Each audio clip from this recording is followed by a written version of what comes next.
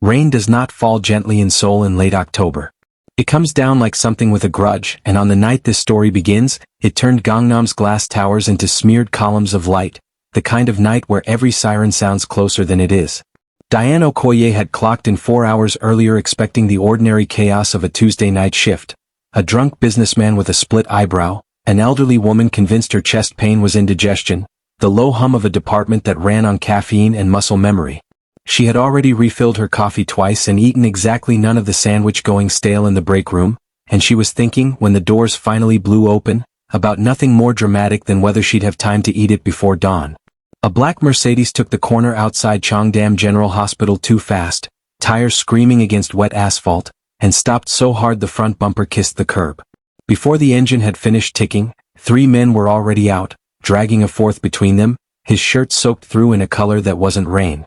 The emergency doors hissed open and the noise of the storm followed them in, dripping onto polished floors that had never seen this much blood at once. A resident glanced up from his clipboard and went pale in a way that had nothing to do with squeamishness. "That's Kang Jae-won," he said, not to anyone in particular, and the words moved through the department faster than any alarm could have.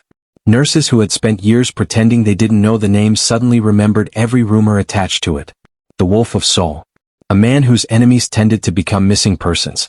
A man who did not belong in a hospital because men like him were not supposed to bleed where anyone could see. Diane Okoye was refilling a chart at the nurse's station when the gurney came through, and she didn't look up right away, because in her 3 years here she had learned that panic was contagious and someone had to stay calm enough to be useful. When she finally did look, what she noticed wasn't the blood or the men in dark suits trying to shout instructions at doctors who outranked them. It was his hand. Even half-conscious, even with his blood pressure crashing on the monitor, his fingers were perfectly still. Not shaking. Not clawing at the air the way most patients did when the body understood it was dying before the mind caught up. Just still, like he'd made peace with something long before tonight. She was assigned to him almost by accident, the way most of the worst nights of a person's life tend to arrive, and attending pulling names off a rotation, not knowing he was handing her a door she'd spend the rest of her life walking through. They wheeled him into surgical prep. The monitors screamed their arithmetic. And in the 60 seconds before anesthesia took him under, his hand shot out and closed around Diane's wrist with a strength that startled her, given how gray his lips had gone. "Don't let my brother near me," he said, each word costing him something. His eyes, black and unfocused, found hers anyway, as if he needed a stranger's face to be the last thing he saw instead of the ceiling. Then his hand went slack and the machines took over telling the story his body no longer could. He survived the surgery. That alone made 3 different newspapers the next morning, though none of them ran his real name, because in certain circles a name has weight and you don't throw it around carelessly. What the surgeons told him privately, once he was lucid enough to understand, was less forgiving than any headline. The bullet had done its damage in the kind of place surgery couldn't fully undo. Weeks, they told him. Possibly less. Most men, given that sentence, spend their remaining time settling scores or making confessions. Jae-won did neither. His first request, delivered in a voice sanded down by pain medication but still carrying the flat authority of a man used to being obeyed, was simpler than anyone expected. "Where is the nurse?" Not a question. He didn't ask questions when he already intended to get his answer. Diane walked into the recovery room prepared for irritability, for the kind of entitled rudeness she'd learned to absorb without letting it land. What she wasn't prepared for was the way he looked at her. Not at her uniform, not past her toward the door, but directly at her face, like he was cataloging something. "Marry me," he said. She actually laughed, a short startled sound she regretted instantly. "Sir, you're recovering from major surgery. I think what you need right now is rest, not a wife. I am aware of my condition." His voice didn't rise. It never seemed to. "I am completely serious."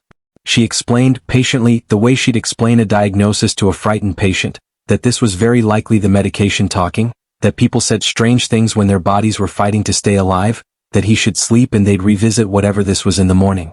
He let her finish. Then he named a figure so large she had to ask him to repeat it, certain she'd misheard.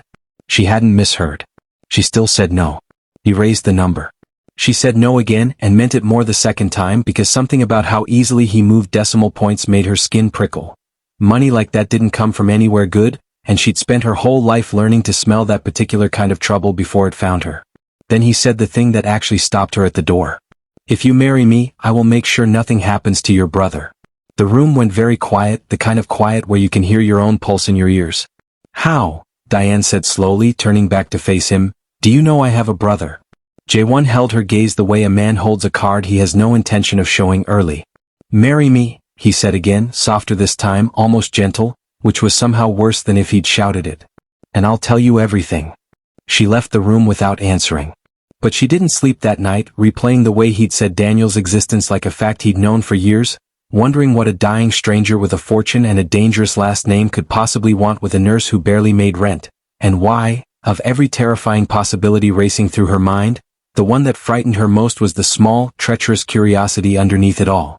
If this is the kind of story that keeps you up wondering what you'd have done in her place, stay close because it only gets more tangled from here, and if you're new here, welcome, hit subscribe because this one's going to be a ride you won't want to miss the ending of. 2 days passed before Diane agreed, and even then it wasn't the money that moved her.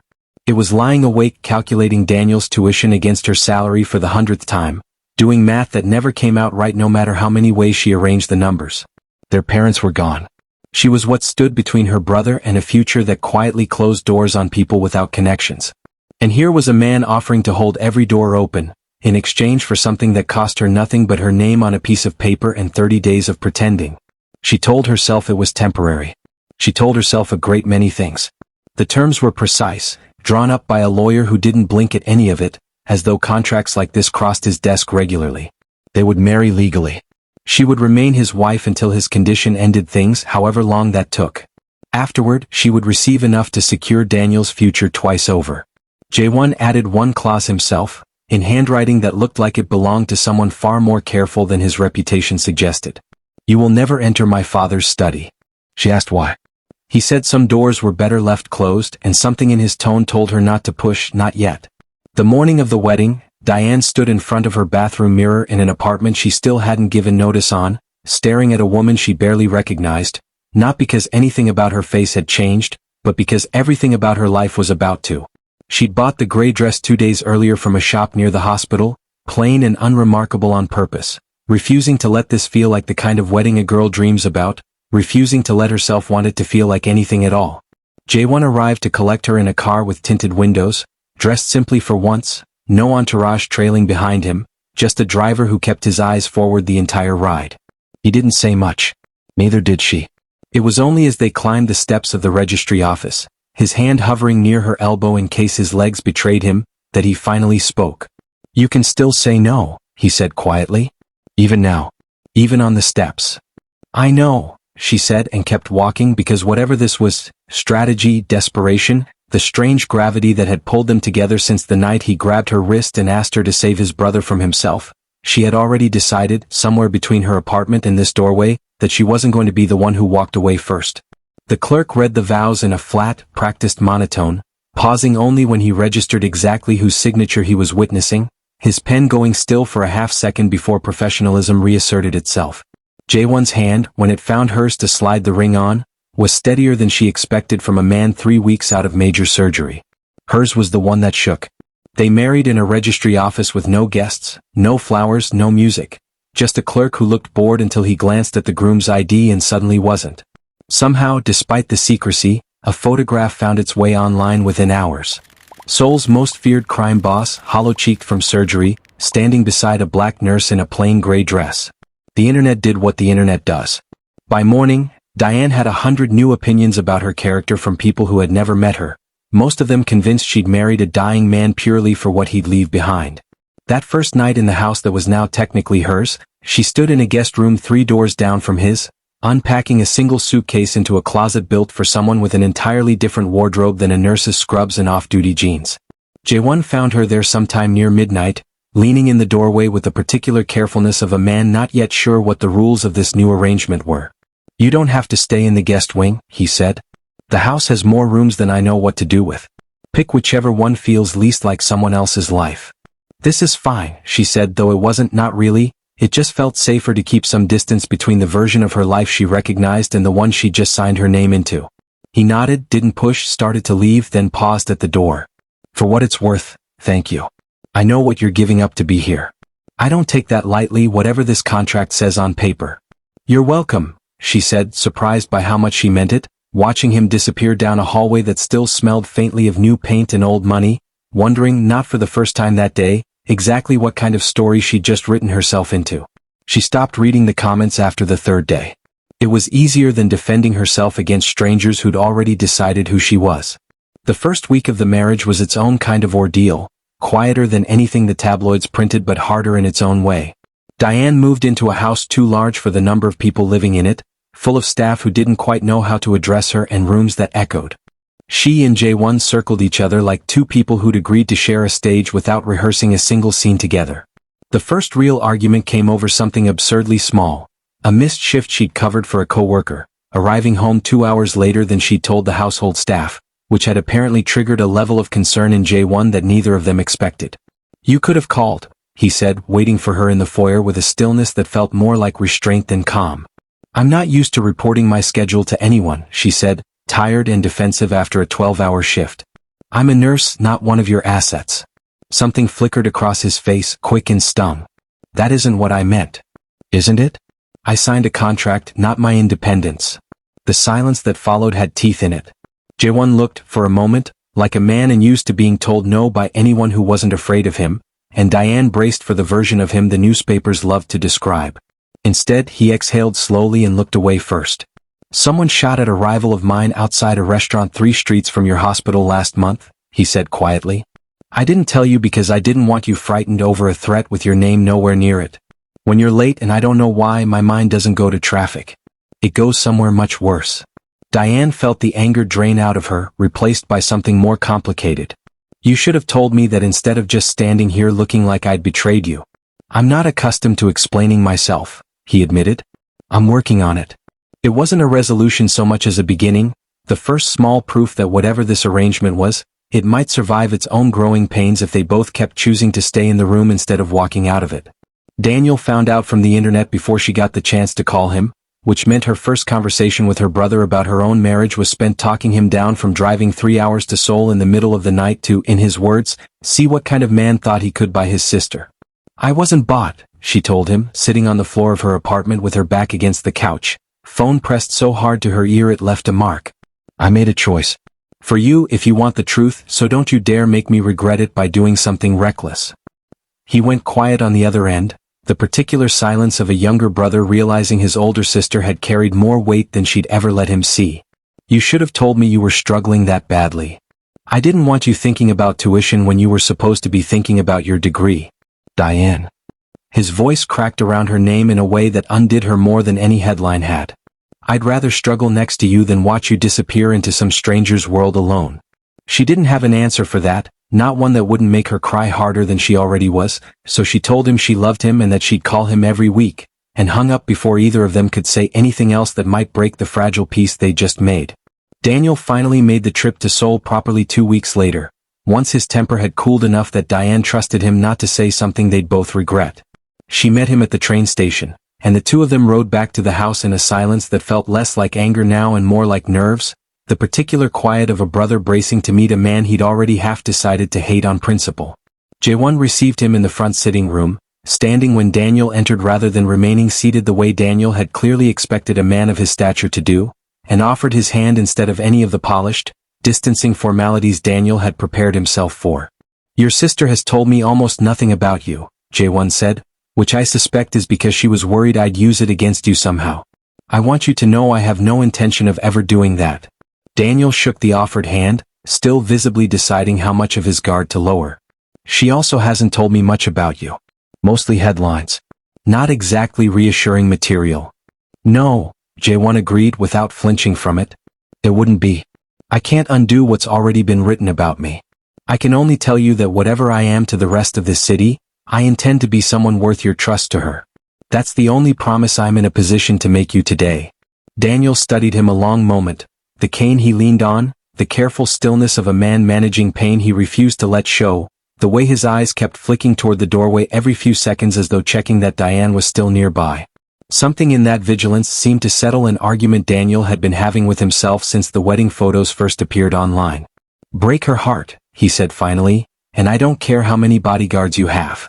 Jae-won's mouth curved into something almost like a real smile, the first one Daniel had seen from him. "Understood." Madame Co, Jaewon's aunt and the closest thing the family had left to a matriarch, made her opinion known within the first week, and she made it known without raising her voice, which somehow made it worse. She arrived at the house unannounced, swept past Diane in the foyer as though she were furniture that had been rearranged without permission, and didn't address her directly until she was seated across from Jaewon with tea she had no intention of drinking. "A foreign nurse," she said, finally turning to look at Diane with an expression of polite, devastating disappointment. "I'm sure you're very good at your job. But you understand this family has a certain image, a certain history. It isn't built to accommodate," she paused, choosing her word with obvious care, "improvisation." "I understand you're worried," Diane said, keeping her voice level though her pulse was hammering. "But I'm not asking your permission to exist in this house." Madame Co's eyes narrowed slightly, the first real reaction Diane had gotten out of her. Jaewon said nothing, but his hand found Diane's under the table, a small, steady pressure that told her more than any argument could have. It was the first time she understood that whatever this marriage had started as, he intended to defend it, even against his own blood. What she hadn't expected was how the man behind the headlines behaved when no cameras were watching. Jaewon, feared enough that grown men reportedly left rooms when he entered them, began doing things that didn't fit any version of him she'd read about. He noticed, without being told, that she took her coffee black with exactly 1 sugar. He clocked the exhaustion under her eyes on double shifts and had food delivered to the nurse's station without ever admitting he'd sent it. When she mentioned once in passing that Daniel had fallen behind on a tuition payment, the balance was cleared within the week, no note, no mention, as though he'd simply willed the problem out of existence. Diane had grown up between 2 languages and 2 grandmothers, splitting her childhood between Lagos summers thick with heat and the quieter, colder winters of Seoul, where her Nigerian father had met her Korean mother while working a contract job that was supposed to last 6 months and instead rearranged the entire shape of his life. She remembered her parents' kitchen as a place where 2 cuisines argued affectionately for counter space, her mother's kimchi jars lined up beside her father's dried peppers, neither willing to concede territory. She remembered, less fondly, the year everything went quiet. Her father's disappearance, her mother's slow retreat into a grief she never fully returned from, and the particular loneliness of being a child who belonged fully to 2 places and therefore, some days, felt she belonged to neither. Nursing had chosen her more than she'd chosen it. She liked to say it was the one job where being caught between cultures became an asset instead of a liability. Patients trusted her with things they wouldn't tell doctors, comforted by a face that looked like it might have seen hardship too. She'd put herself through school on scholarships and double shifts, and when their mother passed during Daniel's first year of university, she had simply absorbed the role of provider without ever discussing it, the way older siblings often do, quietly rearranging their own futures around someone else's. She found him one night sitting alone in the dark of the study she wasn't allowed to enter, the door cracked open, his silhouette outlined by the thin blade of hallway light.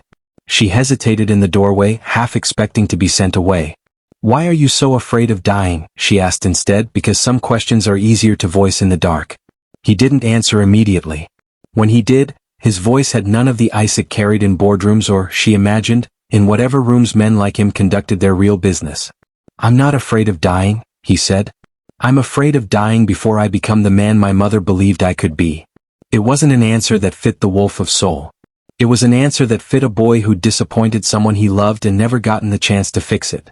"Tell me about her," Diane said, sitting on the arm of the chair across from him, close enough to see him properly now that her eyes had adjusted to the dark. Jaewon was quiet long enough that she thought he might not answer at all. "She used to say our family kept score of the wrong things. Money, territory, fear. She wanted me to keep score of something else. Kindness, she called it, though my father thought the word was a weakness he needed to train out of me." His hand turned a small photograph over and over on his knee, a habit she suspected he wasn't even aware of. "She died when I was 15. Cancer, not violence, which almost felt like an insult given everything else in this family. I promised her at the end that I wouldn't become him. I have spent 20 years failing to keep that promise in every way that mattered, and now I'm finding out how much time I have left to try, and it isn't very much." "You called Daniel's tuition off without telling me," Diane said softly. "You noticed I hadn't eaten before I noticed it myself. You call this failing? I built an empire on other people's suffering before I ever learned how to make someone a cup of coffee the way they like it." His eyes found hers in the dark, and there was nothing performed in them now, nothing calculated. "I don't know if kindness this late counts for anything, but it's the only inheritance I have left that I actually want to leave behind." Diane stood there a long moment, watching the outline of a man the tabloids had turned into a monster, and for the first time she wondered how much of the monster was performance, and how much of the man underneath had simply never been asked a gentle question before. A week after the study, he asked her to teach him how to make jollof rice, of all things, claiming boredom, though she suspected it was really an excuse to stand close to her in a kitchen without either of them having to explain why. He was hopeless at it. He burned the first batch of onions so badly the smoke alarm went off twice, and stood there looking so genuinely wounded by his own incompetence that Diane laughed until her ribs hurt, the first real laugh she'd had since the wedding.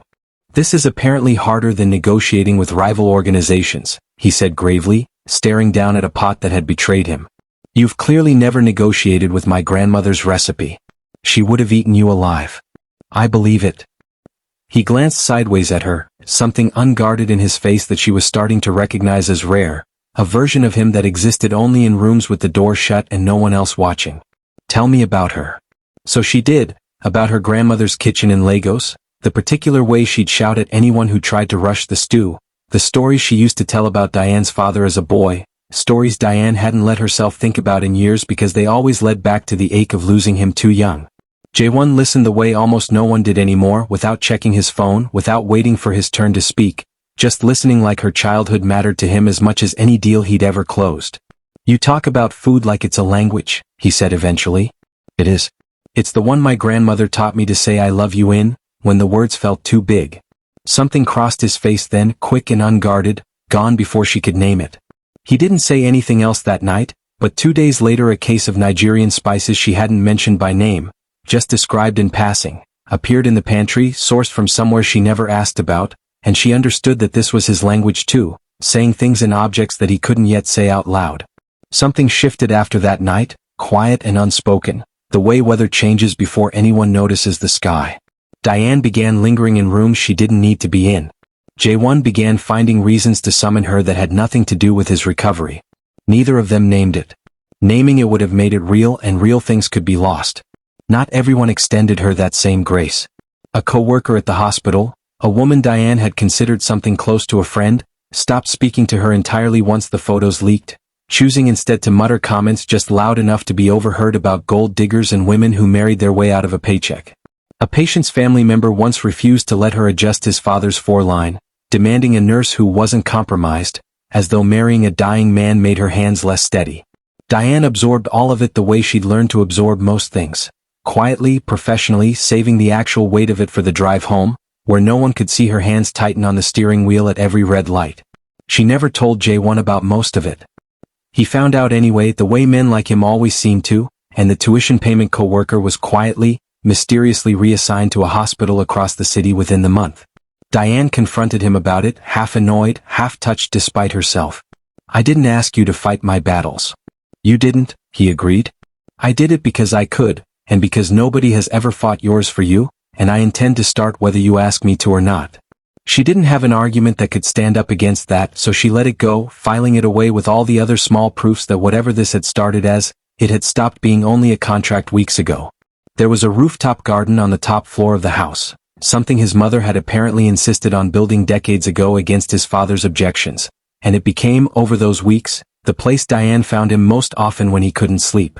She joined him there one night not long before the shooting, both of them wrapped in coats against the autumn chill, the city spread out below them in a glittering, indifferent grid. "My mother used to bring me up here when my father's business made the house too loud," Jae-won said, watching his breath fog in the cold. She'd point out constellations she'd half-invented herself, because she never actually learned the real ones. "I still don't know which stars are supposed to be which. I only know the stories she made up about them. Tell me one." He glanced sideways at her, something almost shy crossing his face, an expression that looked strange stretched over features the tabloids described as merciless. "There's one she called the patient fox. Low on the horizon, barely visible most nights. She said it represented someone who waits their whole life for the right moment to become who they're supposed to be, instead of rushing toward the wrong version of themselves out of fear of running out of time." He nodded toward a nondescript cluster of lights that might have been stars or might have been a distant apartment building.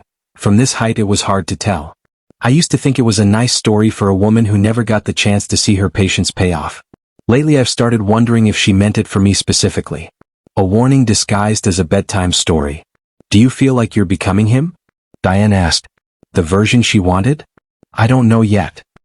He looked at her, not at the skyline, something quietly hopeful moving behind the exhaustion in his eyes. But I notice I want more, since you started asking questions like that instead of just accepting whatever version of me the newspapers hand you.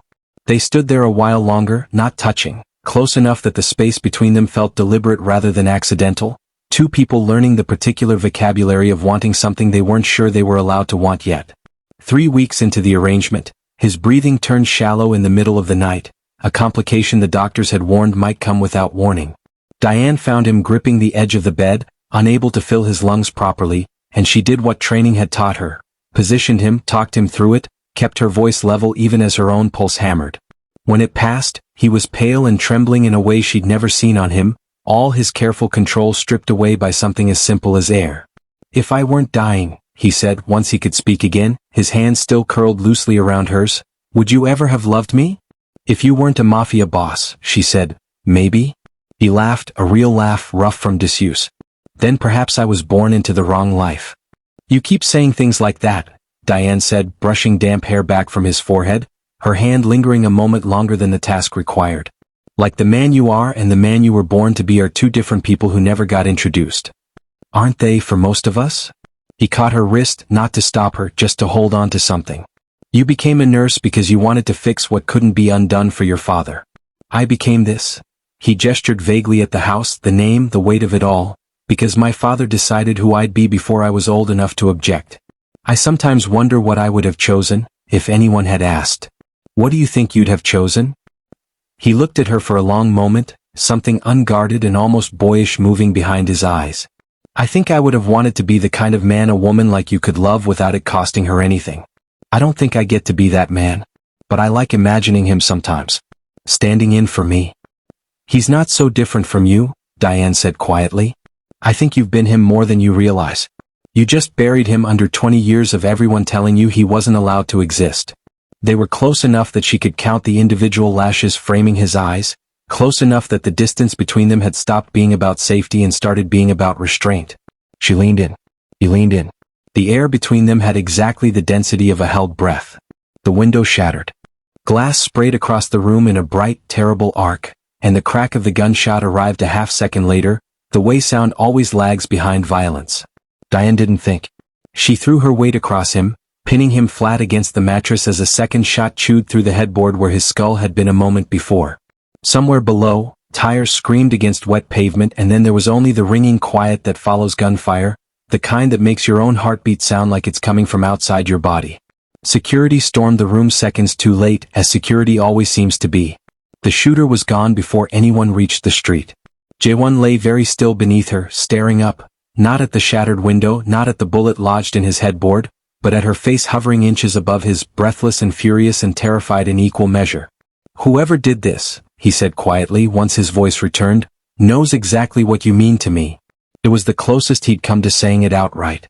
And it was, Diane understood with a cold drop in her stomach, no longer only his life on the line. If you've ever had a moment where safety and danger arrived in the same breath, you already know how she felt in that silence. Drop a comment below and tell me where in the world you're watching this from, because I read every single one. Madame Seo arrived the next morning before the glass had even been swept from the bedroom floor, her heels clicking against the hallway tile with a rhythm that Diane had already learned to associate with trouble. She didn't bother with tea this time. This is what happens, she said, standing in the doorway surveying the shattered window like it confirmed something she'd always known. When this family lets outsiders into rooms they don't understand. You have made him a bigger target than he already was. I saved his life last night, Diane said, too tired and too frightened still from the adrenaline to soften the words the way she normally might have. You put yourself between him and a bullet meant for a man who has enemies you cannot begin to comprehend. Sentiment is not the same as strategy, and this family has survived as long as it has because it does not confuse the two. Enough. Jaewon's voice came from behind them, rough with pain but carrying the same absolute authority it always did. He was pale, one arm braced against the doorframe where the doctors had insisted he not be standing at all. She's my wife. She is not a liability to be managed. If you cannot say something useful, say nothing. Madame Seo's mouth thinned into a hard line, but she said nothing further, only turned and left with the particular dignity of someone unwilling to be seen losing an argument. Diane let out a breath she hadn't realized she was holding. "She's not wrong to be afraid," she said quietly once they were alone. "No," Jae-won agreed. "But she's wrong about you." He reached for her hand, his grip weaker than it had been the night before, and still she felt steadied by it. "Whoever fired that shot wanted me to understand exactly how much I have to lose. They succeeded. I just don't think they understood what that would make me do next." The investigation that followed happened in whispers and locked rooms, the kind of business Diane had no part of and every reason to fear. Jae-won's men combed through security footage, informants, old grudges. And slowly the evidence began pointing somewhere that made Diane's skin go cold, toward Eun-woo, Jae-won's own half-brother, the polished, gracious man who ran the family's legitimate businesses and had visited the hospital every week with flowers and soft-spoken concern that had, until now, seemed entirely genuine. Jae-won refused to believe it at first. Then he stopped refusing and started investigating quietly, the way a man does when he suspects the truth will cost him something he isn't ready to lose. The detective he brought in was a former police investigator named Han Soo-jin, a compact, unimpressed woman who had spent a decade prosecuting organized crime before quietly leaving the force over cases that got buried by people with more money than patience. She spread photographs and shipping manifests across the study table, the very table in the room Diane had once been forbidden to enter, and spoke about Jae-won's own family with the clinical detachment of someone paid to see past sentiment. "Your brother has been moving funds through 3 shell companies for at least 6 years, she said, tapping a column of numbers that meant nothing to Diane and, judging by his expression, entirely too much to Jae-won. "Small enough not to trigger audits, consistent enough that it isn't accidental. Whoever's been covering for him did careful work. But careful isn't the same as perfect." "You're certain?" Jae-won said. Not a challenge. A man hoping to be told he was wrong. "I'm certain the money exists and that it isn't yours. I'm not yet certain of everything it paid for." Han Soo-jin's eyes flicked toward Diane. "Your husband asked me to look into an old case as well. A disappearance 17 years back. An accountant." Diane's chest tightened. "My father. The official report calls it a hit and run unsolved." Han Soo-jin slid a folder across the table, thinner than Diane expected grief to be. "I found the attending paramedics' notes from that night, filed separately from the police report and never cross-referenced, which is either an administrative accident or exactly the kind of gap someone with money pays to create. The call that summoned the ambulance came from a payphone 3 blocks from where your father was found. No name given." Diane looked up sharply at Jae-won, who had gone very still, his jaw tight in a way she was learning to recognize as the exact shape of a man bracing for a truth he already knew. "You knew about this file," she said slowly. "Before today. I suspected." His voice was low, careful, a man picking his way across ice he wasn't sure would hold. "I didn't know for certain until I read your father's name in Han's report last week. I should have told you the moment I did." "Why didn't you?" "Because I was a coward and because once I said it out loud, I understood there would be no version of us that survived it untouched." He met her eyes despite how much it clearly cost him. "I was afraid of losing you before I ever got to properly have you." Han Soo-jin, sensing the room needed privacy it wasn't going to get from her sitting there, gathered her folders and excused herself with the practiced discretion of someone who had witnessed 100 families fracture over evidence just like this. The door clicked shut behind her, leaving Diane and Jae-won alone with 17 years of buried truth spread across the table between them. There was a charity gala not long after. One Jae-won insisted on attending despite doctors' objections, because appearing weak in front of people who circled weakness like sharks would cost him more than the outing itself. Diane wore a dress that had been chosen for her by a stylist she'd never met, and stood beside a man who leaned more heavily on her arm than the cameras were allowed to see, and endured a room full of polite smiles that didn't reach anyone's eyes. Eun-woo found her near the bar, effortlessly charming as always, complimenting her dress, asking after Daniel by name with a warmth that felt, in hindsight she would later realize, entirely rehearsed. "You've done something for him nobody else managed," he said, tilting his head toward his brother across the room, currently enduring a conversation with 2 board members who kept glancing at his cane like it offended them personally. "He hasn't smiled like that in years. Whatever you are to each other, it's good for him." "Is that concern I'm hearing?" Diane asked, unable to keep the edge fully out of her voice. "Or an audit?" Eun-woo laughed, easy and unbothered, and for a moment she almost believed the warmth was real. "Careful. Madame Seo would say that's exactly the sort of thing that makes people suspicious of you. Madame Seo suspects everyone who wasn't born into this family." "True." He studied her for a beat longer than comfortable, something calculating flickering behind the charm before it smoothed back over. But you should know, not everyone in this family is what they seem. Myself included, some would say. She thought about that comment for days afterward, turning it over, trying to decide whether it had been a warning, a confession, or simply the kind of thing dangerous men said to see how people reacted. She would understand it fully only much later, once she knew exactly which version of himself he'd been showing her that night. The gala made the morning shows, of course, clips of Diane in her borrowed dress playing on a loop beside commentary from people who had never met her, dissecting her posture, her expression, the exact millimeter of space between her hand and Jae-won's arm as though it were a code they could crack. She found Jae-won watching one of these segments alone in the sitting room the next morning, the volume low, his jaw tight. "You don't have to watch that," she said, reaching for the remote. "I want to understand what they're doing to you," he said, not stopping her. "I've spent my whole life being talked about by strangers. I forgot, until I watched this, how much worse it feels when it's happening to someone who never asked for any of it. I signed the contract," she said. "I knew what came with it. Knowing a thing is coming and being ready for it aren't the same," he said quietly, echoing, though neither of them noticed it at the time, almost exactly what she'd once told him about grief. He turned the television off entirely. "For what it's worth, none of what they're saying about you is true. I've met the version of you they're describing. She doesn't exist." "Who does exist then? According to you?" He considered the question seriously, the way he seemed to consider most things she asked him now. "A woman who married a stranger to protect her brother, and somehow ended up being kinder to that stranger than his entire family managed to be his whole life. I don't think the cameras know what to do with a story that complicated. It's easier for them to invent a simpler one." Eun-woo, for his part, seemed to sense the shift. He arrived one afternoon while Jae-won was asleep, found Diane alone in the kitchen, and set a manila envelope on the counter between them with the careful gentleness of a man delivering bad news he'd rehearsed. "My brother is using you," he said. "I think you deserve to know how far back this goes." "If you actually cared what I deserved," Diane said, arms crossed, not reaching for the envelope yet, "you'd have led with concern instead of theater." Something flickered across Eun-woo's face, amusement maybe at being caught, or perhaps a flicker of genuine respect for a woman who wasn't as easy to manage as he'd assumed a hospital nurse would be. "Fair enough. Open it anyway." Inside the envelope was a single photograph, old and slightly warped, of two men standing outside a building she didn't recognize. One was clearly a younger version of Jae-won's father. She'd seen enough pictures by now to know that severe jawline. The other man, younger, dressed in a suit that didn't quite fit him the way expensive suits are supposed to, was unmistakably her own father. Diane stared at it long enough that the kitchen light seemed to dim around the edges. Her father had died, she'd always been told, in an accident when she was 9. A car, a wet road, nothing more complicated than terrible luck. She had built her entire understanding of her family's tragedy around that simple, senseless explanation. Now she was holding proof that the two families had been connected long before a dying man ever asked her to marry him, and the ground under every certainty she owned tilted sideways. "Where did you get this?" she managed. Eun-woo's expression carried something that might have been sympathy, or might have been calculation dressed up to look like it.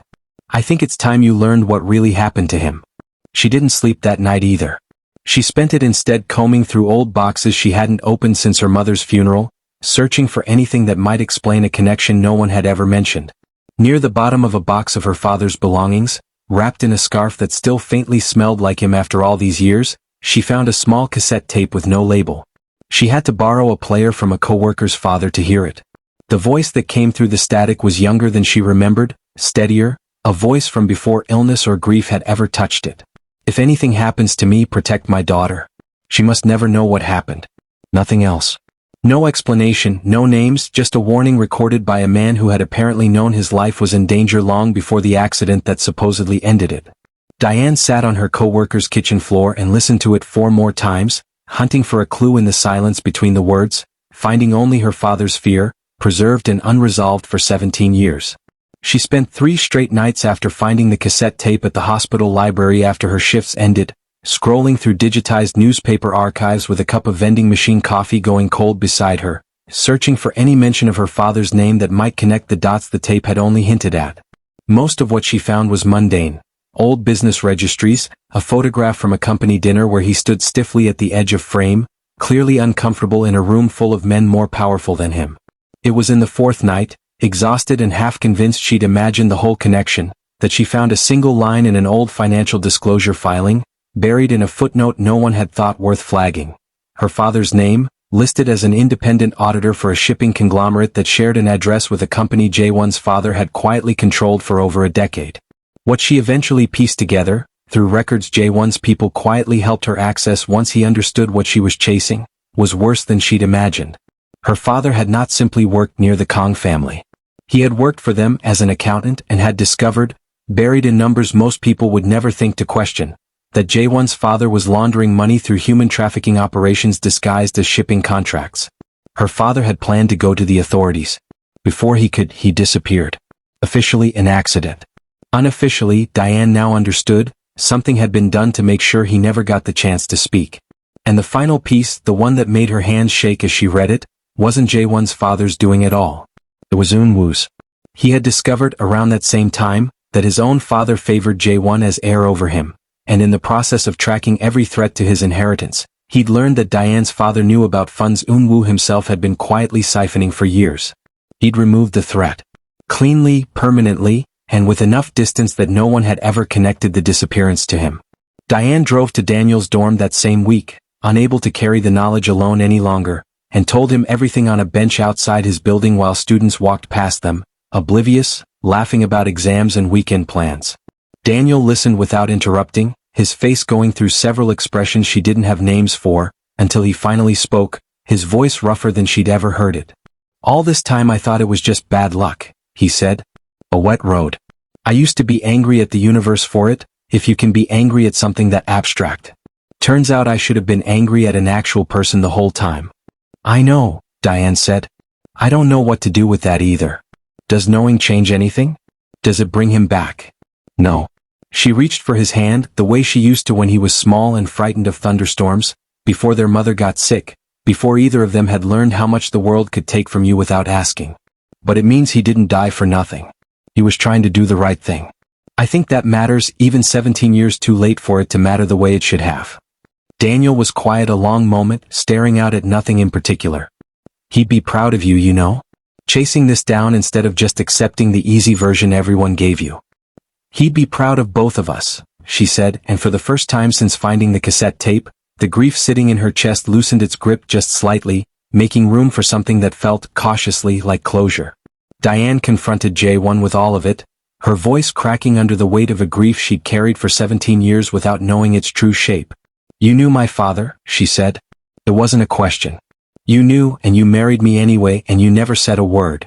For the first time since she'd met him, Jae-won looked like a man with nowhere left to hide. "I knew him," he admitted. "I was 17. He told it slowly, like a man handling something with sharp edges he'd carried wrapped in cloth for over a decade. His father had taken him along that night, the way he took him along to everything by then, insisting the boy needed to understand what the family business actually required of its heirs. They found the accountant in an alley behind a shipping office, already bleeding, already trying and failing to crawl toward the street. His father had crouched beside the man, almost gentle, almost curious, and told him this was the cost of loyalty misplaced in the wrong direction. Then he turned to 17-year-old Jae-won and told him to leave the man where he lay. A lesson, his father called it. A lesson in what happens to people who forget who owns their silence. Jae-won had walked away like he was told. He remembered every detail of that walk with a clarity that still woke him some nights. The wet pavement, his father's hand heavy and approving on his shoulder, the particular quiet of a city that had no idea what had just happened 3 streets over. He remembered reaching the car and being unable to get inside it. He remembered telling his father he needed to relieve himself, ducking instead into an alley 2 blocks in the opposite direction, finding a payphone with a cord half torn from its casing, and dialing for an ambulance with hands that wouldn't stop shaking. He never gave his name. He hung up before the operator finished her first question and ran back to the car so fast his father asked, amused, if he'd seen a ghost. "I called an ambulance instead from a payphone 3 blocks away and told no one. It's the reason he survived long enough afterward to hide what he knew somewhere none of us ever found it. I have carried that night for 11 years, and I have never told a single person what actually happened in that alley until right now." Diane's breath went out of her in a single shaking exhale. "So why did you marry me? Was it guilt? Was I just unfinished business to you?" Jae-won crossed the room and took her face in both hands, gently, like she might come apart if he wasn't careful. "Because I loved you," he said, before you ever knew my name. But love, Diane was learning, rarely arrived without something else folded inside it. She hadn't meant to go looking. She'd only gone into the study to return a book Jae-won had lent her weeks earlier, and the locked drawer at the bottom of his desk had simply been open a careless half-inch, the small brass key still sitting in it as though he'd been interrupted mid-thought and never come back to finish. She told herself, even as her hand reached for the handle, that she was only straightening it. She didn't quite believe herself even then. Inside were folders labeled with dates going back nearly a year, long before the shooting, long before any wedding had been discussed. Financial timelines. A handwritten list of names, her own included, with notations beside each one. Trustworthy, compromised, unknown, like a man auditing every person in his life for the exact purpose she was now beginning to understand.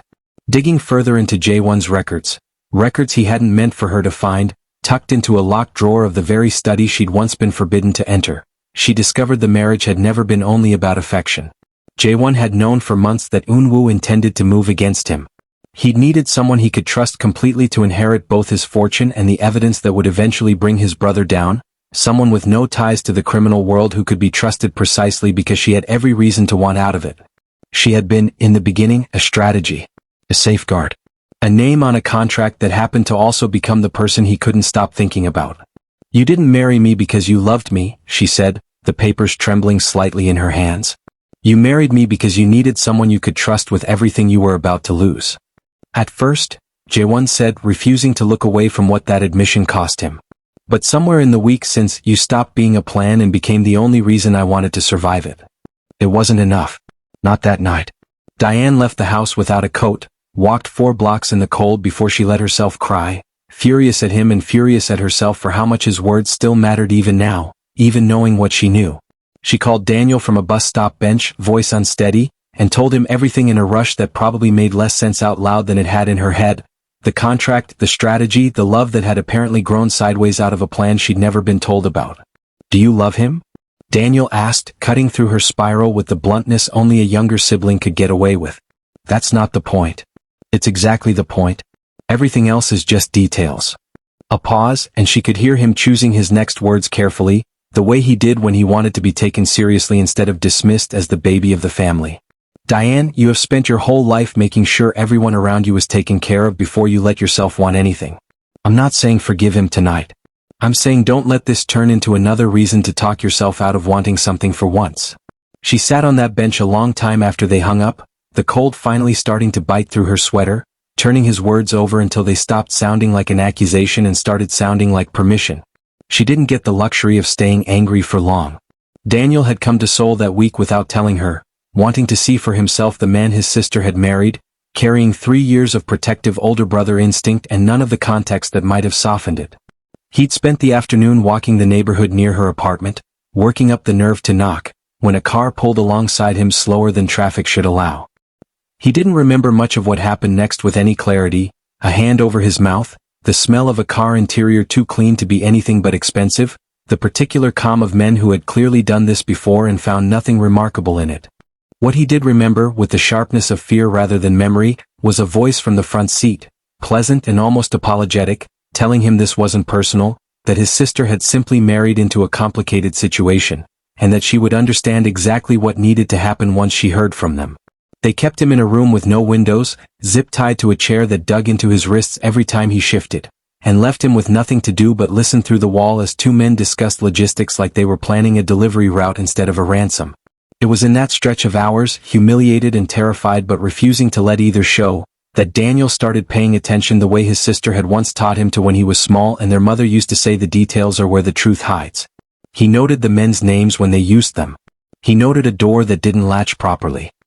He noted, when one of the men left his phone unattended on a folding table near the wall, that it was worth the risk of reaching for it with hands that had gone nearly numb from the restraints.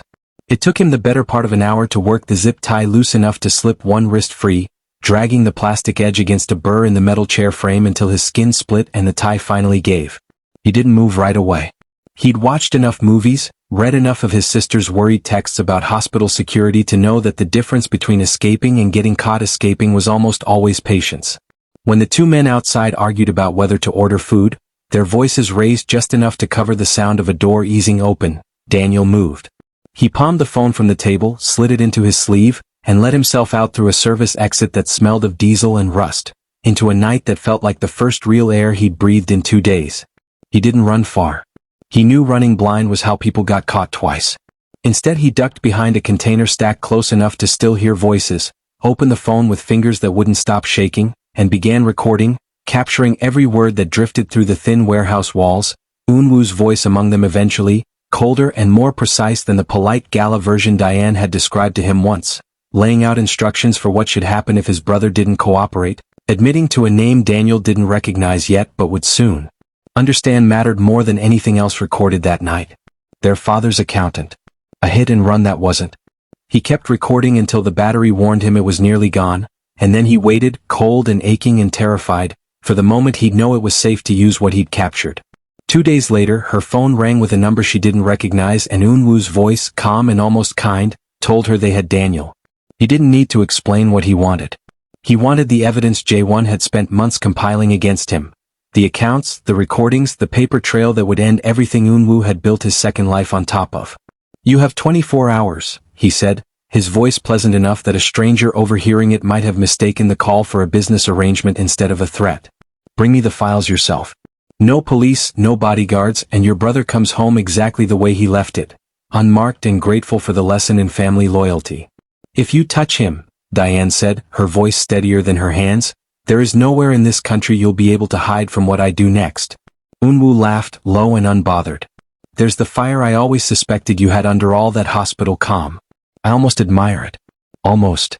The line went dead before she could answer. Diane called Jae-won immediately, her voice steadier than she felt. He was already weakening by then, his condition sliding faster than the doctors had predicted, but there was no hesitation in his response. "Don't go alone," he said. "I'm not going alone," she told him, already dialing the number of a detective Jae-won had quietly trusted for years, already understanding that the only way through this was together, whatever together still meant between them. They met Eunwoo at an abandoned shipping warehouse near the harbor, the kind of place that existed in every story like this one because men who dealt in secrets always seemed to prefer rooms with too much echo and not enough light. Diane arrived with police trailing at a careful distance and the evidence Jae-won had prepared weeks earlier, anticipating exactly this moment. What she hadn't anticipated was that Eunwoo had prepared for her preparation. The warehouse smelled of salt and rust, the kind of cold that got into your bones and stayed there. Eunwoo stood beneath a single hanging light, still dressed like he'd come from a boardroom rather than a kidnapping, and for a moment he almost managed to make the whole scene look civilized. "You didn't need to bring an army," he said, glancing past Diane toward the shadows where the detectives' team was trying and failing to stay invisible. "I only wanted a conversation." "You had Daniel tied to a chair for 2 days, Diane said. "Forgive me if I don't trust your definition of conversation." Eunwoo's smile thinned. "Give me the files and your brother walks out of here tonight. It really is that simple." "Nothing about you has ever been simple." His eyes flicked toward the entrance and Diane turned to see Jae-won stepping through it, gray-faced, moving like every step cost him something he couldn't afford to spend. She hadn't known he'd insisted on coming until this exact moment, and every instinct in her screamed that he shouldn't be anywhere near this cold concrete room with a bullet already lodged near his spine. "You shouldn't be here, brother," Eunwoo said, and for the first time something genuine cracked through his composure. Not guilt, Diane would realize later, but irritation, the particular annoyance of a plan running slightly off its rails. "Neither should you," Jae-won said. "Not after what you did to her father. Not after what you tried to do to me in my own bedroom." Eunwoo's jaw tightened. Whatever answer he might have given was lost in the sudden, deafening crack of gunfire, one of his men firing before anyone had given an order, panic doing what panic always does in rooms full of desperate people. Jae-won's body jerked and folded, his knees buckling against the concrete as Diane screamed his name into a warehouse full of chaos, the sound swallowing every plan anyone had made. Eunwoo turned his weapon toward her next, his composure finally cracking into something raw and desperate. A man who understood he had already lost and intended to take everything down with him. Before he could fire, Daniel appeared from behind a stack of shipping containers, disheveled, bruised, but very much alive. He had slipped his restraints an hour earlier and spent that hour doing the one thing his sister had taught him mattered most, documenting the truth. His phone had recorded everything, every confession Eunwoo had made believing no one was listening, every detail of her father's murder laid out in his own voice. The police didn't need Jae-won's evidence after that. They had Eunwoo's own words. Officers swarmed the warehouse within minutes, moving Eunwoo into handcuffs while he shouted something about lawyers and misunderstandings that no one bothered listening to. Diane barely registered any of it. She was on her knees on the cold concrete beside Jae-won, pressing both hands hard against the wound in his side, shouting instructions to paramedics who were already running toward them with a stretcher, every ounce of her training narrowing down into the single desperate task of keeping him conscious until help arrived.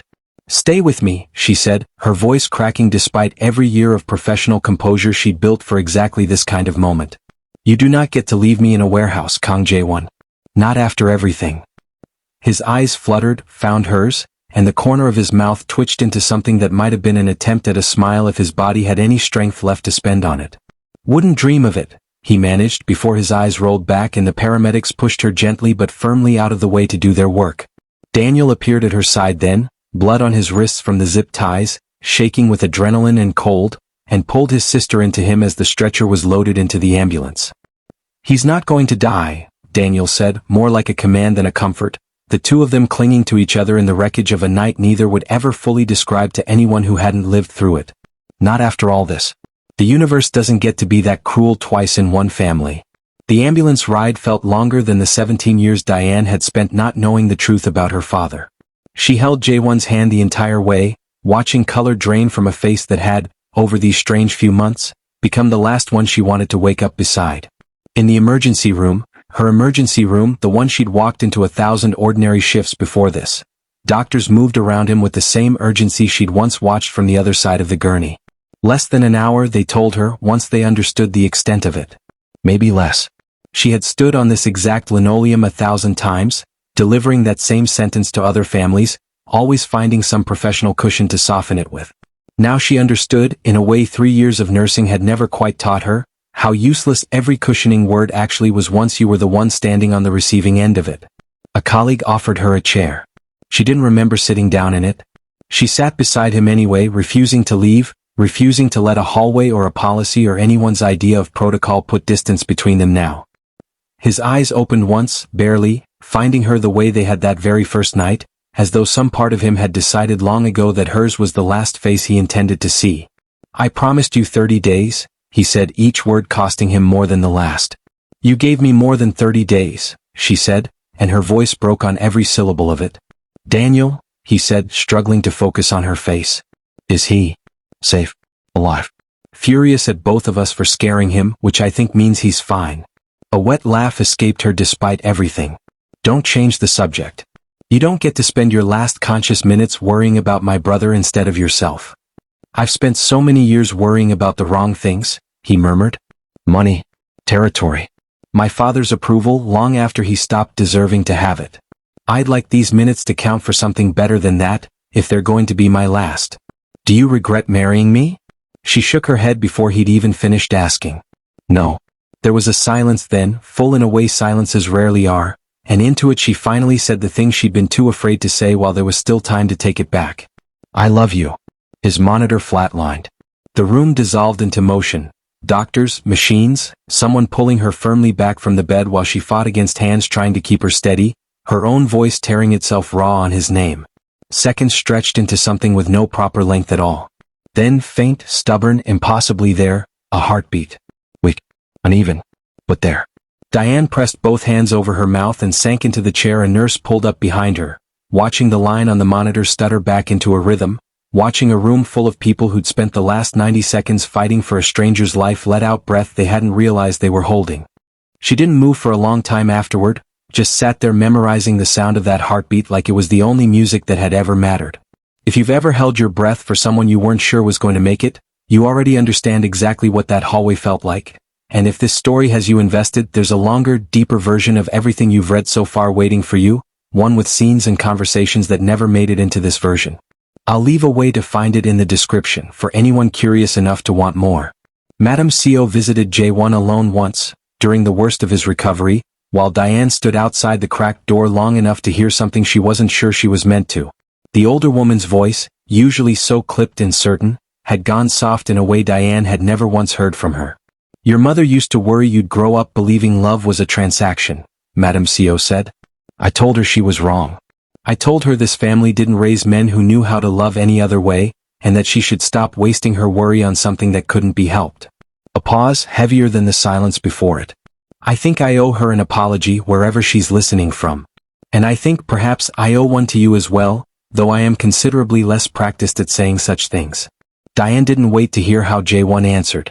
She stepped away from the door, throat tight, and let the old woman have that moment without an audience, understanding for the first time that Madame Seo's coldness had never really been about Diane at all. It had been about a family that had spent generations mistaking control for protection, and a woman who'd watched too many people she loved pay the price of that mistake. The trial, when it finally came, took place over 11 weeks that felt to Diane like 11 years. She sat in the gallery every day she wasn't on shift, watching Jae-won walk into that courtroom thinner each week, leaning on a cane he'd stopped pretending he didn't need, and hand over the architecture of his own family's crimes piece by piece, as though he were disassembling a house he'd been born inside of. When it was Jae-won's turn on the stand, the courtroom fell into a different kind of silence than it had for anyone else. The silence reserved for a man everyone had spent years being afraid of, finally speaking without anyone standing behind him to enforce his words. The prosecutor walked him through the accounts, the shipping manifests, the years of laundered money, and he answered every question plainly, without the practiced evasiveness his lawyers had clearly hoped for. Then the prosecutor asked him why, if he had known about parts of his family's business for years, he was choosing to testify now. Jae-won was quiet long enough that the court reporter's fingers stilled over her keys. Because I spent most of my life believing loyalty to my family meant silence, he said finally, his voice carrying without needing to rise. I have since learned that silence is not loyalty. It's just cowardice with better manners. A man is dead because my father valued his own comfort over that man's daughter growing up with a father. My brother tried to compound that debt by nearly making me responsible for a second death, one much closer to me than I'd like to admit. I am done paying interest on crimes I didn't commit by protecting the people who did. If there is anything left of my family's name worth saving, it will not be saved by more silence. Diane, sitting in the gallery beside Daniel, watched a room full of strangers who had only ever known Jae-won as a headline finally see something closer to the man she'd married. Madame Seo, 2 rows behind them, pressed a handkerchief briefly to the corner of her eye and pretended, when Diane glanced back, that she hadn't. Eunwoo's lawyers tried everything.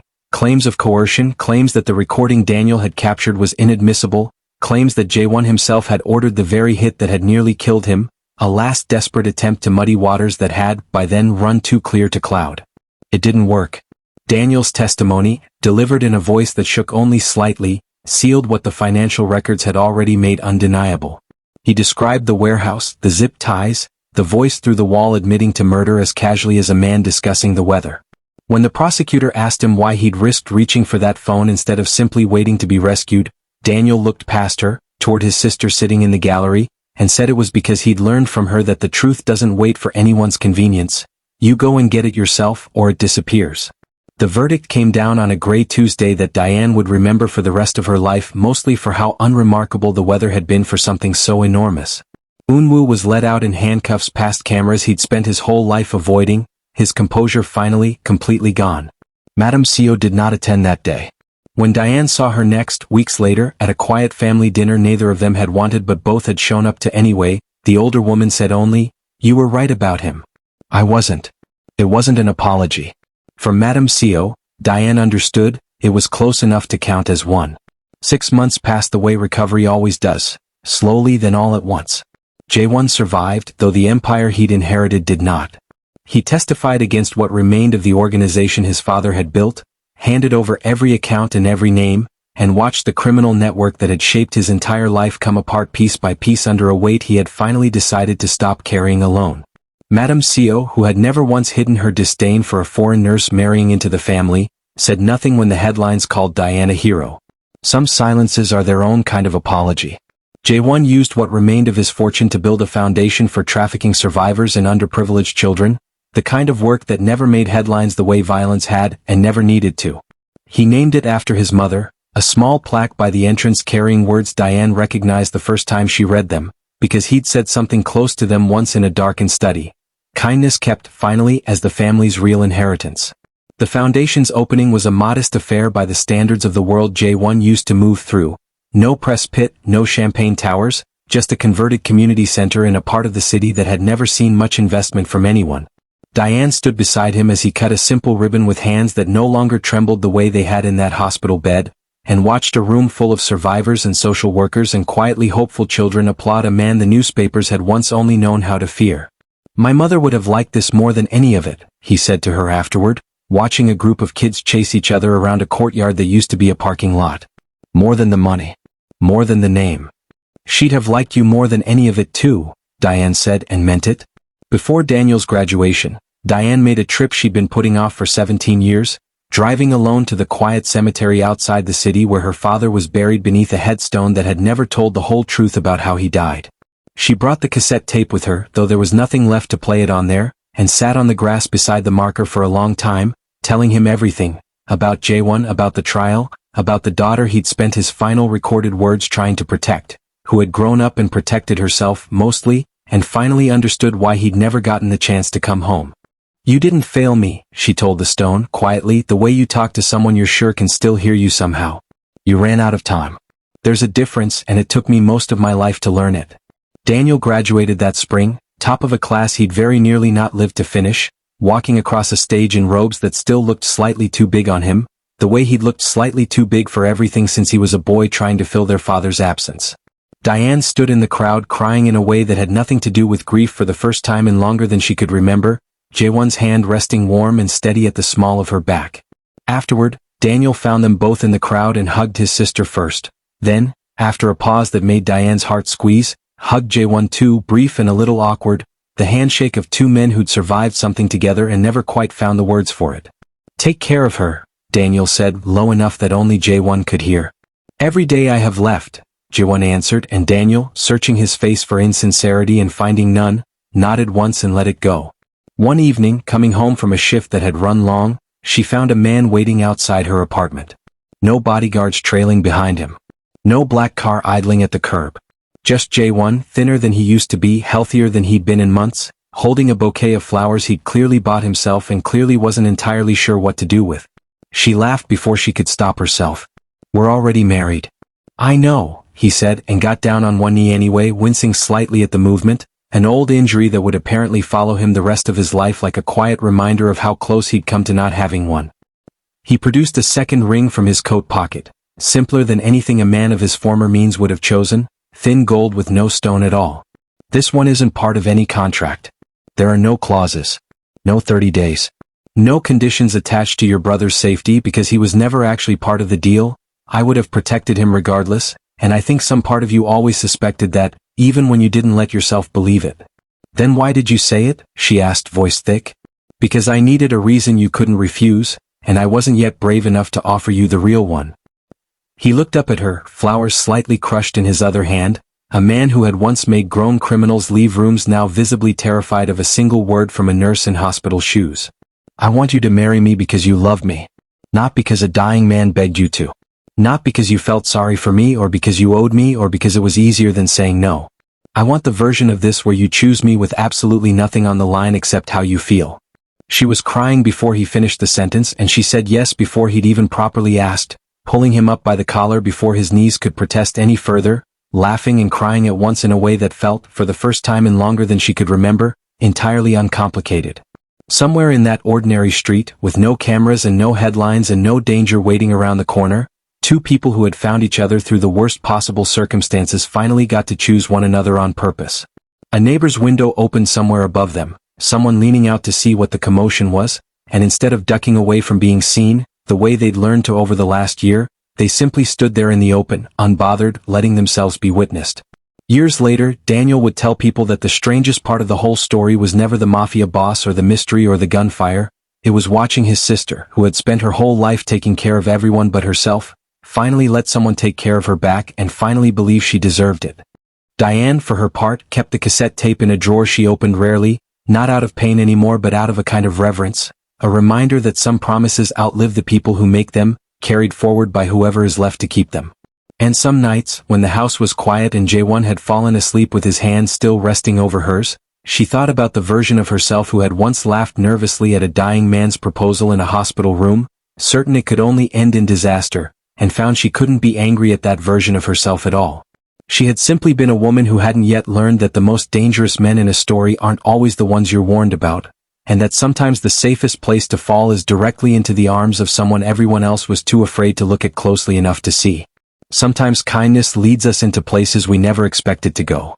And sometimes the person everyone calls a monster is simply a wounded soul waiting for someone to believe he can still become better. Somewhere in the city that had once fought so hard to keep them apart, through headlines, through a hostile aunt, through a brother's betrayal and a father's buried sins, Diane Okoye fell asleep most nights now the way ordinary people do, without bracing for the phone to ring, without listening for footsteps that didn't belong.